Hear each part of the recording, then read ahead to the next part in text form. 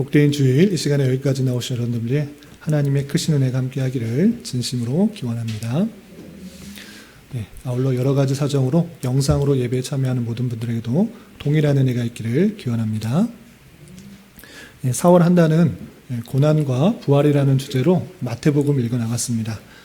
오늘 말씀의 본문은 마태복음을 복습하는 날인데 다 읽은 중에 고난과 부활이라는 의미로서의 마태복음은 어떤 것들로 기술되어 있는지 그 내용을 다시 한번 살펴보면서 우리에게 주는 고난과 부활의 의미가 무엇인지 다시 한번 교훈받고 도전받아 우리에게 주어진 삶을 힘있게 살아갈 수 있는 그런 기회가 될 수 있길 바랍니다.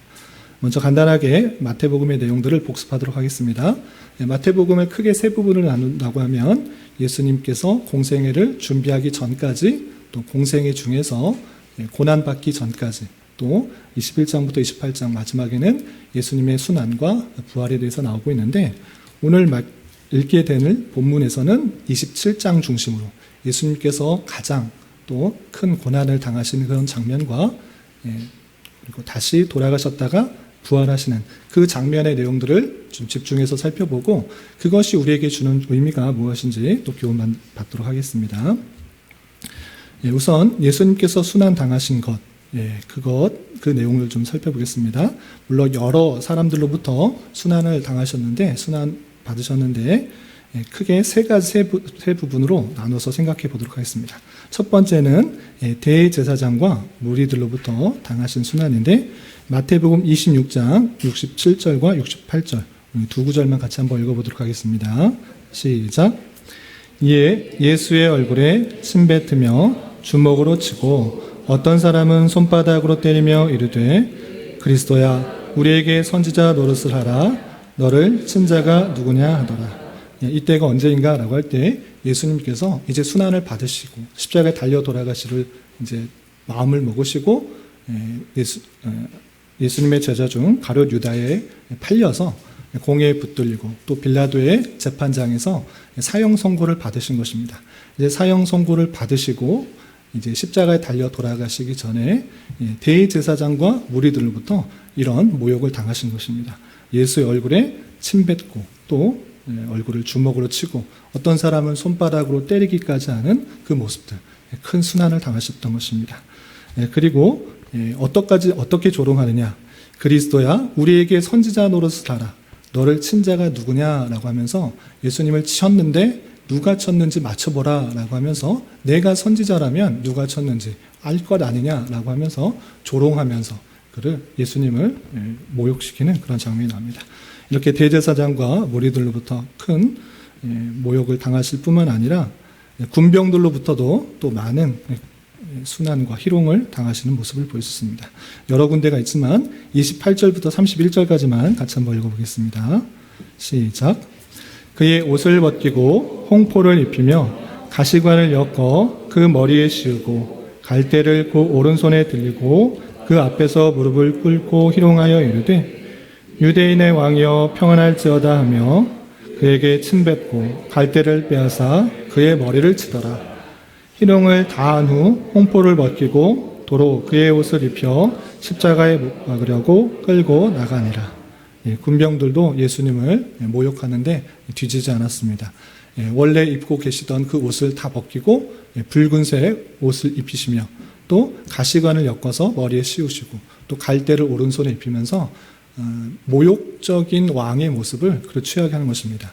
자신이 유대인의 왕이라고 했기 때문에 군병들은 그렇다면 너에게 왕의 모습들, 정말 왕처럼 된 것처럼 해주겠다라고 하면서 붉은색 옷과 또 금으로 된 왕관이 아니라 너무나 닿기만 해도 아픈 그 가시관을 머리에 씌우고 또 갈대, 흔들리는 그 갈대, 아무런 힘이 없는 그 갈대를 오른손에 들려서 왕처럼 보이면서 희롱하는 것입니다. 그러면서 유대인의 왕이여 평안할지어다 라고 조롱하는 것입니다. 거기서 그치는 것이 아니라 예수님께 침 뱉고 또 갈대를 빼앗아 그의 머리를 치는 아주 모욕적인 그런 행동을 하는 그 모습을 볼 수 있습니다. 그렇게 희롱할 대로 희롱을 다하고 모욕적인 행동을 한 이후에 다시 옷을 벗겨서 다시 옷으로 입히고 십자가를 끌고 이제 그 못을 받도록 끌고 나가는 장면이 나옵니다. 군병들뿐만 아니라 그 주변에 있던 여러 사람들로부터도 또 조롱을 받게 되는 것입니다. 40절, 41절, 40절부터 41절 같이 한번 읽어보도록 하겠습니다. 시작. 이르되 성전을 헐고 사흘에 짓는 자여, 내가 만일 하나님의 아들이어든 자기를 구원하고 십자가에서 내려오라 하며, 그와 같이 대제사장들도 서기관들과 장로들과 함께 희롱하여 이르되, 지나가던 자들도 예수님을 조롱하고 희롱하는 것입니다. 네가 성전을 헐고 사흘 만에 짓는다고? 그렇다면 그렇게 한번 해봐라. 십자가에 달려 있는데 너 그렇게 할 수 있다고 하면 정말 해봐라. 남들은 구원한다고 말했지만 왜 너는 너 스스로를 구원하지 못하냐. 할 수만 있으면 그 달려있는 십자가에서 내려오고 또 너를 구원해봐라. 이런 식으로 조롱하는 것입니다. 그렇게 조롱하자 또 대제사장과 서기관과 장로들도 함께 조롱하며 예수님께서 십자가에 달리실 때 모욕적인 행동을 계속적으로 하는 그 모습을 볼 수 있습니다. 이렇게 차마 입에 담기도 힘든 그런 수모와 모욕과 희롱들을 다 당하시게 되시고 그리고 십자가에 달려 돌아가시는 것입니다. 그 돌아가시는 장면이 계속해서 이어지는데 다 읽진 않고 몇 구절만 찾아보겠습니다. 45절, 46절 함께 봉독합니다. 시작. 제6시로부터 온 땅에 어둠이 임하여 제9시까지 계속되더니 제9시쯤에 예수께서 크게 소리질러 이르시되 엘리 엘리 라마 사박다니 하시니 이는 곧 나의 하나님 어찌하여 나를 버리셨나이까 하는 뜻이니라. 예수님께서 달려서서 제9시쯤에 그러니까 오후 3시 정도에 이제 돌아가실 때가 되신 것입니다. 그러면 마지막으로 하신 말씀이 무엇인가? 나의 하나님 어찌하여 나를 버리셨나이까? 이렇게 말씀을 하셨습니다. 어찌하여 나를 버리셨습니까? 실제로 성부 하나님께서 성자 하나님을 버리셨다. 이제 완전히 상관없는 사람으로 버리셨다. 이런 것을 말씀하신 것이 아니라 영적인 단절을 말씀하시는 것입니다.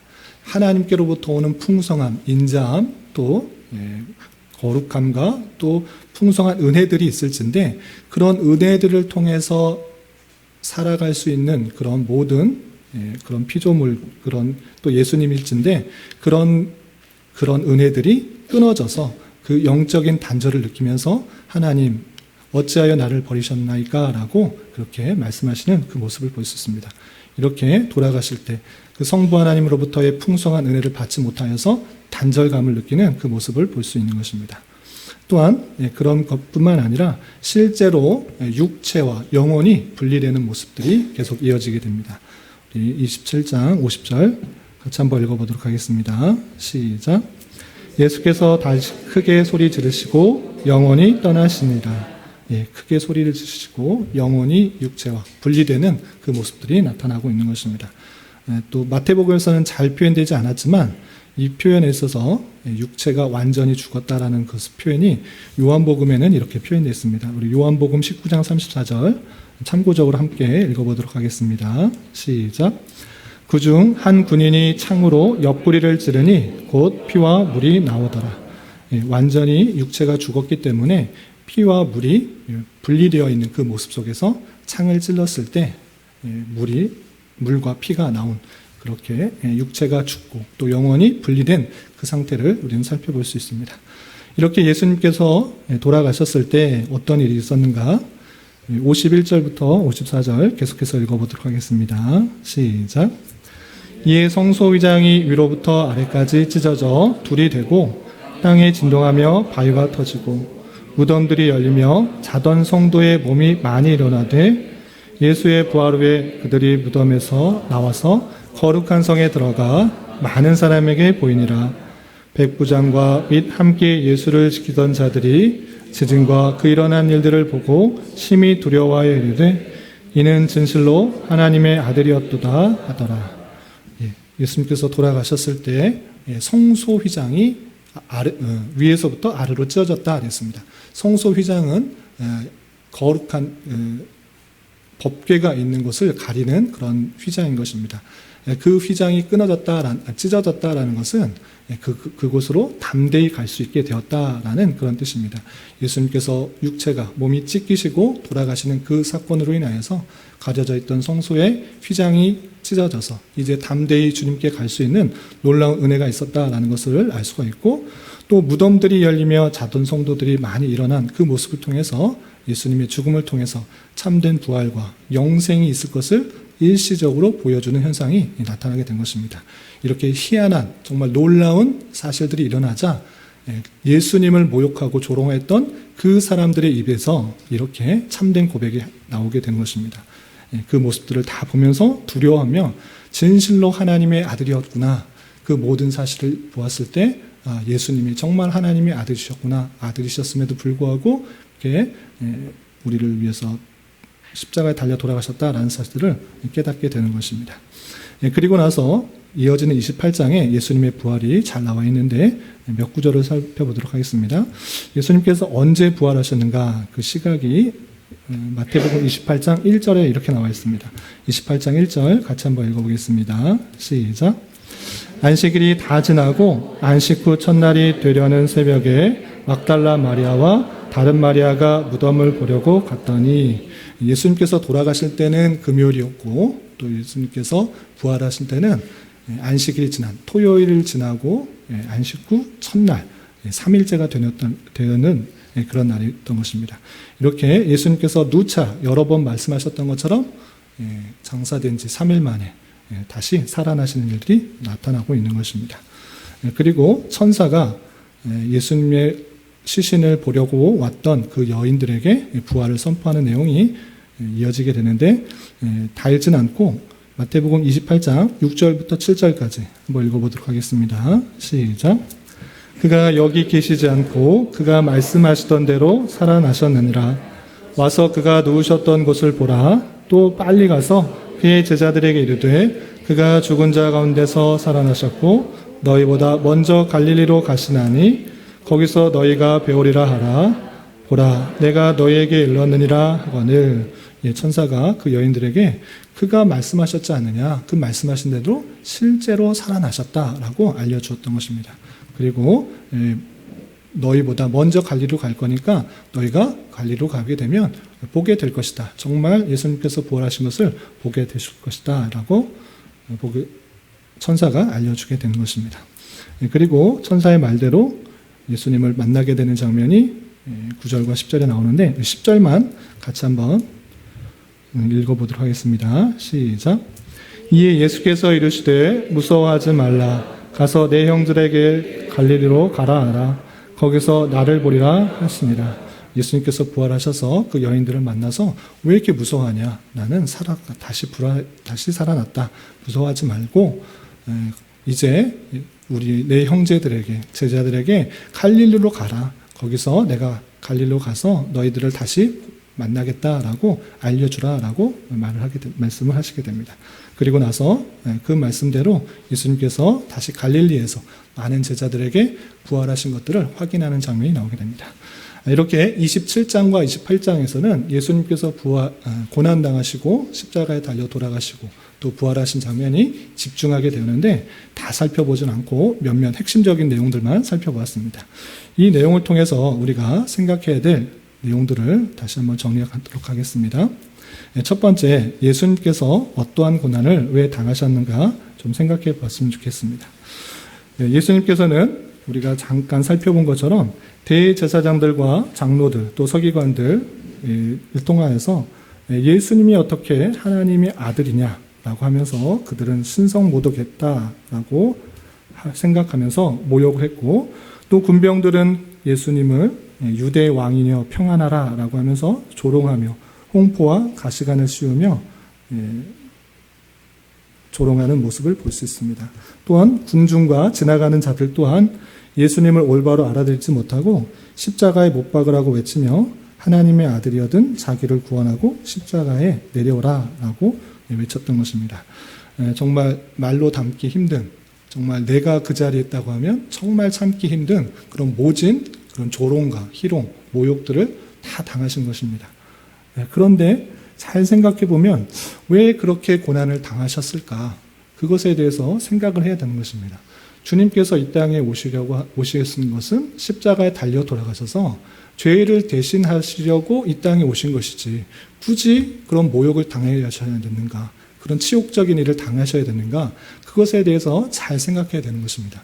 그냥 이 땅에 육신으로 오시고 때가 되어서 내가 구약에 예언되었던 그 메시아다. 그것을 잘 알린 다음에 모든 사람이 안타까워하는 마음 가운데 또는 모든 사람이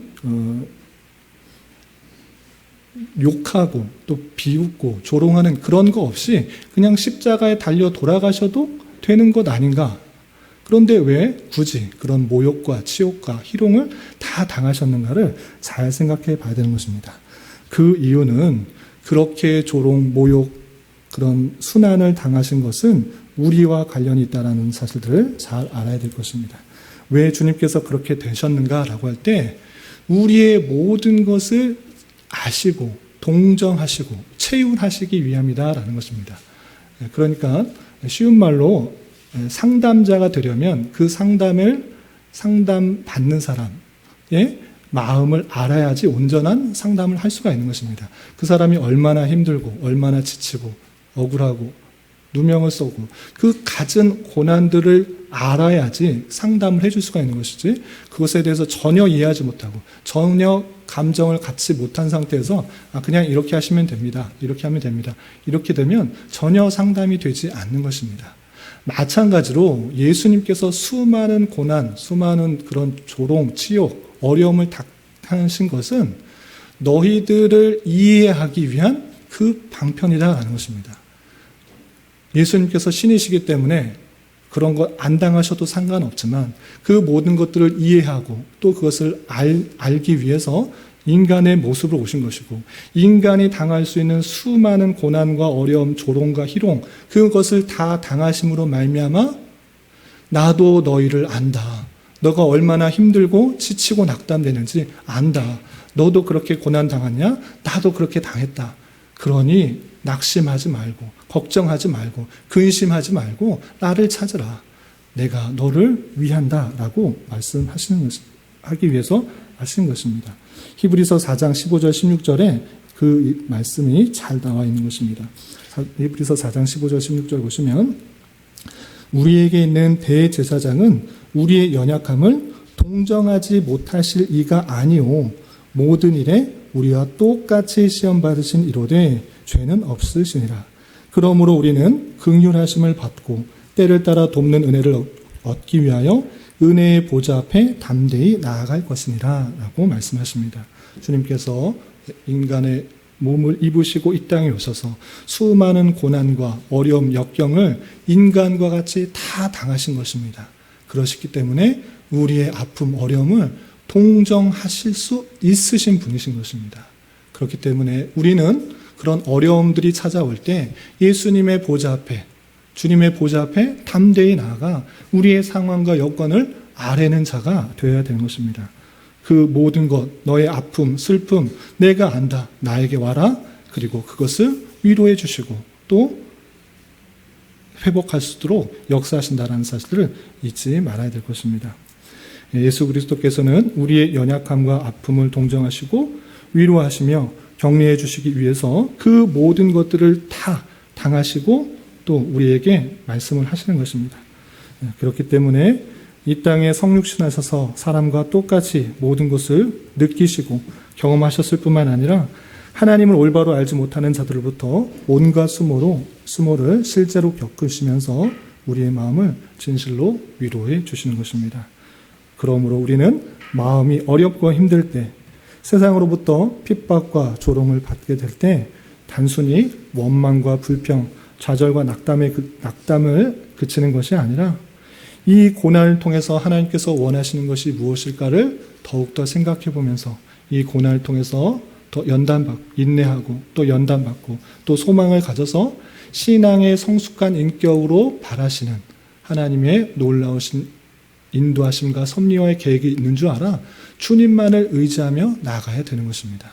예수님을 잘 믿으면 내 앞에 고난과 역경이 없다, 조롱과 비웃음이 없다. 이것을 성경에서 말하는 것이 아니라 이 땅에서 예수 그리스도를 믿게 되면 그 수많은 고난과 어려움과 역경이 있을 때 주님만을 의지하게 되고 주님만을 바라보게 되면서 그 많은 것들을 이겨나갈 수 있다. 그것을 말해준다는 사실을 잊지 말아야 될 것입니다. 하나님께서 능력이 없으셔서 그런 고난과 역경, 조롱과 수치, 그 어려움들이 없애지지 않는 것이 아니라 하나님께서는 그 모든 것들을 사용하셔서 어떻게 하시냐? 성도들을 더 성숙하고 또 연단시키고 또 신앙이 성장하게 하시는 그 방편이라는 사실을 잊지 말아야 될 것입니다. 우리가 잘 아는 말씀처럼 로마서 5장 3절과 4절에서는 이렇게 말씀하고 있습니다. 다만 이뿐 아니라 우리가 환난 중에도 즐거워하나니 이는 환난은 인내를, 인내는 연단을, 연단은 소망을 이루는 줄 알미라 라고 말씀하시면서 그런 환난 중에서도 낙담하는 것이 아니라 좌절하는 것이 아니라 기뻐하고 즐거워할 수 있는 이유는 그 모든 것들을 주님께 맡기고 주님께 나아갈 때 우리가 더욱더 인내하게 되고 연단받게 되고 또 소망을 갖게 되어서 하나님께서 원하시는 그런 모습으로 계속적으로 성숙시키신다. 이 사실들을 잊지 말아야 될 것입니다. 그러므로 우리 모든 것을 아시고 여러분들의 모든 상황, 힘들고 어려웠고 낙담되는 상황, 그 모든 것을 주님께서 아시는 줄 알아. 우리는 그런 상황이 찾아올 때 담대히 주님의 보좌 앞에 나아가 주님께 아뢰고 주님께로부터 오는 그런 위로와 평안을 얻어 잘 견디어 나가서 우리에게 원하시는 그 신앙의 모습으로 인격적으로 또 신앙의 인격이 성숙해지는 방편으로 삼아야 될 것입니다. 이런 은혜가 저와 여러분들 가운데 함께하기를 진심으로 기원합니다. 두 번째 생각해야 될 것은 예수님께서 죽으신 이유가 무엇인가, 돌아가신 이유가 무엇인가 생각해 봤으면 좋겠습니다. 많은 사람들의 이야기처럼 예수님께서는 자기를 구원하실 수 있으시고 또 십자가에 달려 내려오시는 것이 충분히 가능하신 분이십니다. 그럼에도 불구하고 예수님께서는 아버지 하나님으로부터 오는 그 풍성하고 영원한 자비와 인자하심이 끊기는 죽음의 저주를 몸소 다 당하셨습니다. 왜 그러하셨는가? 그것은 아담과 하와의 타락으로 말미암아 하나님과의 영적인 단절이 된 그 영적인 사망의 상태에서 그것을 구원하시기 위함이다라는 것입니다. 영적인 사망 상태에서 사람들은 스스로 참된 선을 행하지 못하였고 하나님께서 원하시는 의에 이르지 못했던 것입니다. 그래서 죄와 비참해 영원한 저주의 그런 삶을 받아야 마땅하지만 하나님께서는 그렇게 놔두시지 않으시고 아무 죄 없으신 독생자 예수 그리스도를 이 땅에 보내주셔서 택하신 백성들의 죄를 대신 지시고 십자가 형벌을 받으심으로 하나님의 공의를 이루신 것입니다. 그러니까 내가 죄를 지었기 때문에 죄의 값으로 사망을 받아야 되지만 영적인 단절 상태에서 그런 죄와 비참의 영원한 형벌 가운데 처해야 되지만 그렇지 않으시고 내 죄를 대신하여 담당하시고 돌아가심으로 죄의 값은 사망의 그 값을 담당하심으로 말미암아 내 죄가 사해지게 되었다. 이것을 알아야 되는 것입니다. 그래서 예수님께서 죽으신 이유는 죄의 값을 대신 지시고 돌아가심으로 죄의 값을 형벌을 받으심으로 하나님 아버지의 공의를 이루신 것이다 라는 사실들을 잊지 말아야 될 것입니다. 그런데 중요한 것은 이것입니다. 그 예수님께서 돌아가시는 것이 누가 믿을지 또 누가 택함 받을지 전혀 모르는 상태에서 돌아가신 것이 아니라 내게 주신 자, 하나님의 택하심 받은 자, 그 사실이 있다라는 것을 아는 것이 중요합니다.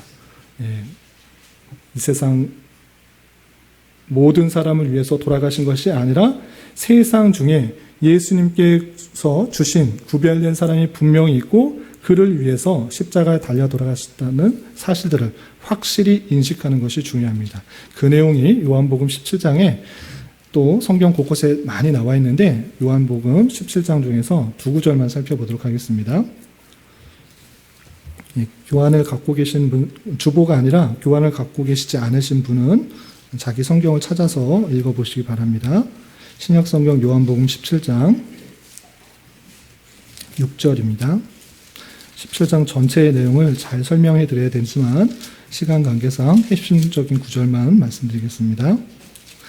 예수님께서 돌아가시기 전에 대제사장적 기도, 하나님께, 성부 하나님께 기도하는 내용이 17장의 내용이 있는데, 그 중에서 6절과 9절의 내용을 잘 살펴보면 예수님께서 이 땅에 오셔서 돌아가실 때 누가 믿을지, 내 피가 어떻게 사용될지 전혀 모르는 것이 아니라 구별된 사람, 예수님께 주신 그 사람을 위해 이 땅에 오셨고 그 사람을 위해 계속적으로 간구하는 내용들이 잘 나와 있는 것입니다.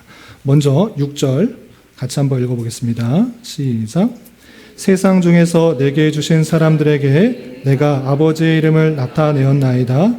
그들은 아버지의 것이었는데 내게 주셨으며 그들은 아버지의 말씀을 지켰나이다. 이 표현 중에 세상 중에서 내게 주신 사람들, 이 세상 모든 사람들을 주신 것이 아니라 그 세상 중에서 내게 주신, 예수님께 주신 구별된 사람이 있다라는 것이 성경에 분명히 표현되고 있는 것입니다. 그리고 구별된 사람이 있다는 것에 그치는 것이 아니라 주님께서 이 땅에 오셔서 십자가에 달려 돌아가시고 계속적으로 간구하는 그 사람들이 누구인가 9절에 이렇게 표현되는 것을 볼 수 있습니다. 우리 9절 같이 읽어보도록 하겠습니다. 시작. 내가 그들을 위하여 비옵나니 내가 비옵는 것은 세상을 위함이 아니요 내게 주신 자들을 위함이니이다. 그들은 아버지의 것이로소이다. 주님께서 간절히 비시고 또 원하시고 이 땅에 오셔서 많은 사역을 하시고 십자가에 달려 돌아가신 것은 이 세상 모든 사람들이 다 구원받아서 그렇게 한 명도 빠짐없이 한 것이 아니라 분명히 구별된, 주님께 구별된, 하나님께서 예수님께 주신 그 구별된 사람을 위해서 오셨다라고 말씀하시고 또 그를 위한 것이다 라고 분명히 예수님께서 말씀하고 계시다는 사실을 잘 알아야 될 것입니다. 그러니까 예수님께서는 누가 구원받을지 전혀 모르고 십자가에 달려 돌아가셨는데 그걸 믿는 사람만 구원받는다라는 것이 성경의 내용이 아니라 예수님께서 이 땅에 오실 때는 그 택하신 백성들을 위해서 이 땅에 오셨고 또 그 기도와 사역과 십자가의 사역 그리고 그 돌아가시고 보혈의 은혜로 구원받게 되는 그 사역도 내게 주신 자를 위함, 세상을 위해서 비는 것이 아니고 내게 주시는 자들을 위해서 이 땅에 오셨고 간구하고 십자가에 달려 돌아가셨다라고 말씀하고 있다는 사실들을 잘 깨달아야 된다는 것입니다. 그렇기 때문에 지금 이 자리에 와서 하나님께 예배드리고 예수 그리스도를 믿음으로 받아들일 수 있다는 것은 하나님께서 나에게를 택하여 주시고 나에게 크신 은혜를 믿음의 은혜를 주셨다라는 놀라운 은혜가 있는 것입니다. 내 힘과 내 노력과 내 결심과 내 수단과 내 어떠한 것 때문에 내가 구원받는 것이 아니라 오직 하나님의 선하신 뜻 가운데 나를 택하여 주시고 하나님의 방법으로 예수 그리스도의 그 보혈의 은혜를 깨닫고 나를 대신하여 십자가에 달려 돌아가셨다는 것이 믿어지게 되었다라는 사실로 인하여서 하나님께 감사와 찬송이 돌려지게 되는 것입니다. 예수님께서 누가 믿을지 전혀 모르시고 돌아가신 것이 아니라 그 구별된 자가 있고 그 구별된 자를 위해서 이 땅에 오셨고 그 구별된 자는 확실하게 하나님께서 하나님의 때에 믿음을 허락하여 주셔서 구원해 주신다는 것이 성경의 표현이라는 사실들을 잊지 말아야 될 것입니다. 우리는 오직 하나님의 선하신 뜻 가운데 예정하심을 입어 예수 그리스도를 믿게 되는 은혜를 입어 사죄, 칭의, 새 생명을 입은 것에 대하여 진심으로 감사 찬송할 수 있는 자 되어야 될 것입니다. 저와 여러분, 그것은 창세 전에 태초부터 계획된 것이고 또 하나님께서 나를 택하여 주셔서 하나님의 자녀요 천국 백성으로 삼아주셨다라는 그 놀라운 하나님의 뜻과 예정과 섭리에 대해 감사 찬송할 수 있는 저와 여러분이 되시기를 주님 여러분으로 부탁을 드립니다. 마지막으로 한 가지 더 생각할 것은 예수님의 부활하심에 대해서 우리가 무엇을 생각해야 될 것인가 다시 한번 정리하도록 하겠습니다. 예수님께서는 제자들에게 수차례 말씀하신 것처럼 죽으신 지 장사되신 지 사흘 만에 다시 살아나셨습니다. 그리고 많은 사람들에게 자신이 부활하셨다는 것을 확실히 보이셨습니다. 이것이 뜻하는 것이 무엇인가를 아는 것이 중요한데 예수님의 부활하심으로 말미암아 사단의 권세인 사망의 권세가 완전히 무너졌다는 것입니다. 이제 더 이상 사단의 권세가 힘이 없다는 것에 선포하는 것입니다. 사단은 하나님과 그 백성 간의, 인간 간의 관계를 끊어버리는 영적인 사망 관계를 만들었지만 하나님께서는 그렇게 그만 놔두신 것이 아니라 그 사단의 권세를 꺾으시겠다. 이미 창세기 3장 15절에 말씀하신 것입니다.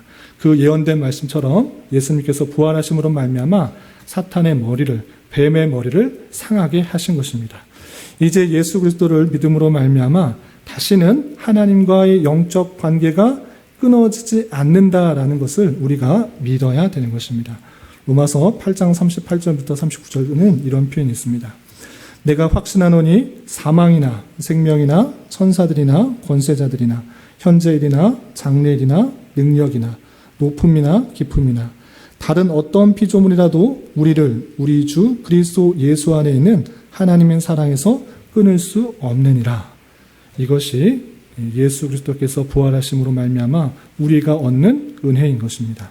이제 사탄의 어떠한 미혹과 유혹도 예수 그리스도를 참된 믿음으로 이겨나갈 수 있는 것입니다. 다양하게 우리를 유혹하고 미혹하고 하지만 이제 예수님께서 선포하신 그 말씀처럼 어떠한 것도 사망이나 적신이나 생명이나 권세자들이나 어떠한 것도 그 관계를 끊을 수 없는 상태에 있다라는 사실들을 믿고 다양한 유혹과 미혹에서 승리할 수 있다라는 사실을 잊지 말아야 될 것입니다. 또 한 가지, 우리가 예수 그리스도의 부활을 통하여서 또한 생각해야 될 것은 이 땅에서의 삶이 영원한 것이 아니라 죽음 이후에 영원한 삶이 있는 줄을 깨달아야 되는 것입니다. 이 땅의 많은 사람들은 이 땅에서 더 높은 자리에 앉기 위해서, 이 땅에서 더 많은 부를 갖기 위해서, 이 땅에서 더 행복하고 누리려고 하는 그런 삶이 있지만 우리는 그러한 삶이 아니라는 것을 깨달아야 되는 것입니다. 이 땅에서의 삶은 영원한 천국에서의 삶을 준비하는 기간이다. 그 사실들을 믿고 우리에게 주어진 삶을 힘있게 나아가야 되는 것입니다. 주님께서 재림하실 때 주님과 같이 우리는 부활하게 될 것이고 또 최후의 주님과 영원한 그런 신부의 모습으로, 아름다운 신부의 모습으로 혼인잔치에 우리가 참여하게 될 그 모습들을 기억해야 되는 것입니다. 주님께서 부활하심으로 말미암아 우리가 승리하게 되었고 우리가 주님과의 놀라운 관계 가운데 있으며 또 영원한 삶 가운데 우리가 하루하루 살아간다는 사실들을 기억하면서 우리에게 주어진 삶에 있어서 거룩한 신부로서 아름다운 신부의 모습으로 거룩과 순결한 모습으로 계속 더 단장해가는 그런 훈련장으로 잘 살아가야 될 것입니다. 이런 은혜가 저와 여러분 우리 모두에게 있기를 진심으로 기원합니다. 기도하겠습니다. 하나님 아버지 감사합니다. 오늘 말씀을 통하여 주님께서 당하신 고난과 죽음과 또 부활의 의미에 대해서 살펴보았습니다. 이런 말씀을 대하는 자로서 오직 예수 그리스도의 십자가 보혈의 은혜로 우리가 죄사함을 얻고 구원을 얻었음을 늘 감사 찬송할 수 있는 자 되게 하여 주시고 우리가 살아갈 때 때때로 만나게 되는 여러 가지 환난과 역경에서도 낭망하지 않으며 우리의 모든 것을 동정하시는 주님이 계심을 믿고 주님만을 의지하며 신앙의 연단과 성숙의 과정으로 삼게 하여 주시고 우리에게는 영원한 천국에서의 삶이 있음을 기억하며 천국에서 혼인잔치를 준비하는 순결하고 거룩한 신부의 모습으로 잘 단장되어 가는 자 되게 하여 주시옵소서. 예수님의 이름으로 기도 올리옵나이다. 아멘.